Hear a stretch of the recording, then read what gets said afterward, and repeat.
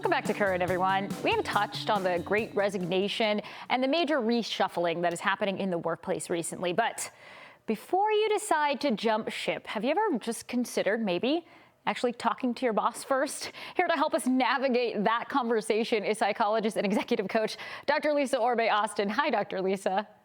Hi, Natalie. It's amazing some people haven't considered this option before they quit, but we're talking about unhappiness on the job today. How can you tell the difference between maybe your common daily frustrations versus chronic unhappiness at work?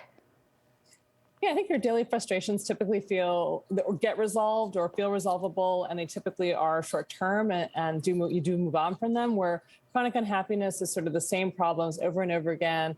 They seem like they're unresolvable. They may feel like they are just chronically there day in, day out.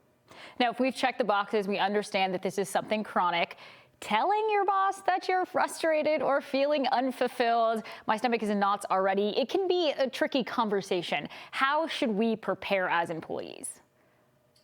Yeah, I think you want to remember this conversation is not a venting session. That's for your family and friends. This is really a conversation where you're talking about your specific frustrations and then potentially providing some actions to resolve them. I think you also want to make sure that you go into this conversation not creating ultimatums and thinking about it as a discussion.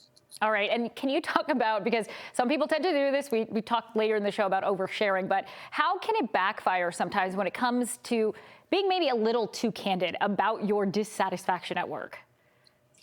Yeah, once you let the cat out of the bag, you can't put it back. And so I think it's really important to remember this is not your therapist. This is not your career coach. You're not just there to kind of just have an open conversation. You want to make sure that they do have a sense of control over the things that you're asking them to change. Because once you do this and they may not have any control over it, they may not be able to do anything about it. And you can get labeled or categorized in certain ways as unmotivated, a flight risk. And this can impact the way that you're given opportunities, staffed for particular tasks. So I think it really does have implications, can have implications for you.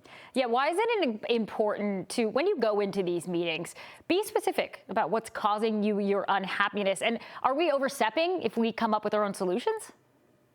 No, I think it's actually a really good idea to come up with some solutions because your boss may not be thinking about these frustrations. They may not be their frustrations. And so if you give some solutions, they at least have an idea of what would make you happier in the particular job. I do also want you to remember, though, don't corner them or don't make them feel like these are the only solutions because you want them to be able to have their own solutions or to be able to come back with a compromise solution. Yeah, and work takes up so much of our lives. It is important to be happy. So be brave enough to have that conversation. Use these tips we just gave you. Dr. Lisa, thanks as always for your great insight.